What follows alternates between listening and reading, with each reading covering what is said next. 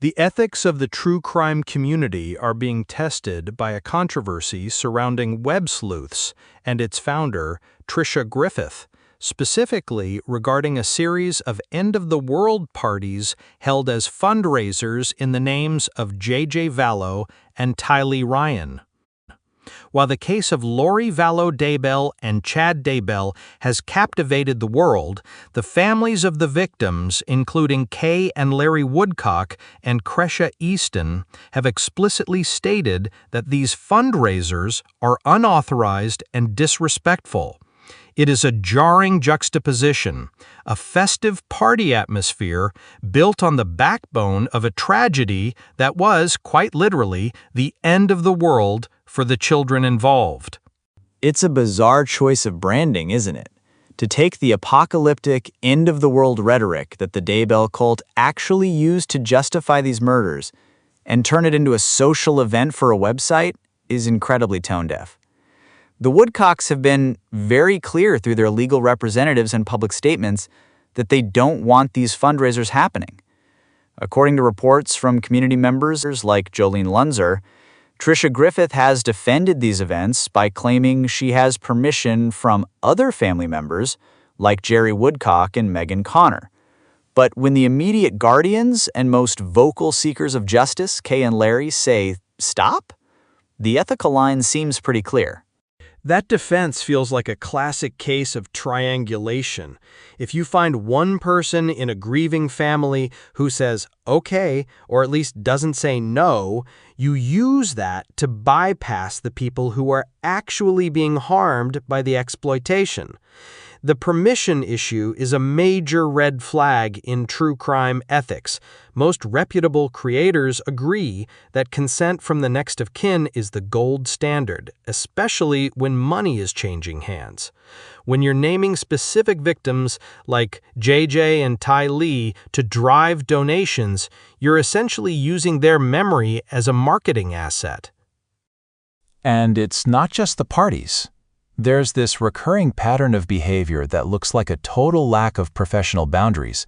For instance, the reports of Tricia Griffith sleeping during her own live streams while people watched. On one level, it's just strange content, but on another, it reinforces a parasocial dynamic where the citizen sleuth becomes the main character. The focus shifts from the victims to the host's personal life, her exhaustion, her needs. It's a form of monetization where the tragedy provides the backdrop for a weirdly intimate reality show. The term parasocial is key here. Online true crime communities often feel like they own a case because they spent thousands of hours discussing it on forums. They develop these deep emotional bonds with the host and, by extension, the victims. But that feeling of ownership doesn't grant legal or ethical rights. This leads us to a much more serious legal situation, Griffith's involvement in a probate estate case where she's been characterized as an interloper. She apparently inserted herself into a death estate probate case with no legitimate legal interest, and she's now facing a court date to explain that to a judge. That probate situation involves the estate of a woman, a former supporter of the site. Based on court records and public discussions, it appears Griffith is challenging the distribution of that estate, allegedly claiming she was promised certain things or that she's protecting the assets from other scammers. The irony is thick. To have a judge question your interest in a probate case usually means you're seen as someone with no standing who is gumming up the legal works. It speaks to a perceived sense of entitlement that often develops in these self-appointed citizen sleuth roles. It seems like a complete loss of perspective. If you've been running a forum for decades, you might start to believe that you are a quasi-legal authority. But there's a difference between moderating a message board and intervening in the probate of a private citizen's death. This behavior, combined with the unauthorized fundraisers, suggests a motivation that goes beyond just helping. It looks like a drive for attention and continued monetization at any cost, even the cost of your own credibility. Monetization is the engine behind a lot of this. If you look at the history of web sleuths, there have been long-standing allegations of dry begging, constantly telling the audience the site is about to go under unless they donate. This was central to a 2013 lawsuit, Susan Pruitt versus Patricia Arrington Griffith, where Griffith was accused of misappropriating funds and soliciting personal loans from members. Although that case was eventually dismissed by agreement, the depositions revealed a pattern of behavior where personal and business finances were heavily blurred. That blurred line is exactly where the ethical problems start. When a creator starts treating their audience like a bank and the victim's stories like the product, the advocacy part of true crime becomes a mask for a business model. Using JJ and Tylee's names for a fundraiser when the family has said no is the ultimate expression of that. It's saying, I know what's best for this case better than the people who lost their children. It's also about the lack of accountability. In traditional journalism, there are editors and legal teams. In a self-moderated forum, the person at the top can simply delete dissent. Many former members have complained that any questioning of these fundraisers or Griffith's tactics results in an immediate ban. When you create an echo chamber where no one can challenge your ethics, you can convince yourself that an end-of-the-world party is a respectful tribute rather than a ghoulish cash grab. The cultural impact of this is significant because it tarnishes the whole idea of citizen sleuthing. There are people who do genuine, unpaid work to help identify Jane Does or solve cold cases, but when the most prominent face of that movement is embroiled in probate court battles and unauthorized fundraisers, it makes the whole genre look predatory. It reinforces the vulture stereotype that the families of victims often fear. Think about Kay Woodcock for a second. She spent years fighting to find those kids, then years in courtrooms seeing horrific evidence of what was done to them. To then see the founder of a major true crime site, someone who claims to be an ally, hosting a party themed after the very cult beliefs that killed her grandson? It's a secondary victimization. It takes their trauma and turns it into a theme for a live stream.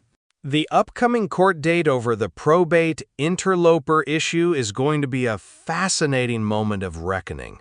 Judges generally don't have much patience for people inserting themselves into estates where they have no familial or financial stake. If the court finds she acted as an interloper, it would be a major blow to her standing. It's one thing to be criticized by haters on the internet. It's another to be rebuked by a court of law for overstepping your bounds. And the sleeping on live stream thing fits into this broader psychological profile of someone who feels they are above the usual rules of professional conduct. It's a way to keep the camera on them at all times. It's voyeurism masquerading as community building. If you're asleep, you're not sleuthing. You're just taking up space in a community that's supposed to be about the victims. It's almost like the creator becomes a victim of their own platform. They become so addicted to the engagement and the steady stream of donations that they lose the ability to see how their actions appear to the outside world. They rely on their loyal followers to defend the indefensible, creating a fortress of mutual delusion. But that fortress doesn't hold up in probate court or when the actual victims' families are speaking out against you. The ethical takeaway here is that intent doesn't matter as much as impact. Griffith might truly believe she's doing something good, but the impact on the Woodcocks and the legacy of JJ and Tylee is clearly negative. When a family tells you that your help is causing them pain, the only ethical response is to stop. Continuing to use those names is a choice to prioritize the brand over the human beings involved. It highlights the desperate need for a code of conduct in true crime. We have seen this genre explode in popularity, but the citizen part of citizen sleuth often means unregulated. If you are operating a business, and Websleuths is a business, you should be held to the same ethical standards as any other media organization. That includes respecting the wishes of families and being transparent about where donation money actually goes. Exactly. Transparency has always been the sticking point. If these are fundraisers for JJ and Tylee, where is that money? Is it in a trust? Is it going to a specific charity the family supports? If the answer is it's going to keep the site running, then it's not a fundraiser for the victims, it's a fundraiser for the website, using the victims' names as bait. That is the core of the ethical deception. And the choice of end of the world as a theme, it's just so dark. It's mocking the very madness that led to a shallow grave in Rexburg. To see that packaged as a party for a bunch of internet followers is a low point for the community. It's a reminder that in the world of true crime, the most dangerous people aren't always the ones in the handcuffs. Sometimes they're the ones holding the microphone and the donation bucket. As we watch the legal proceedings in the probate case and see how the community reacts to the family's objections, it's worth asking ourselves what we are supporting when we tune into these shows.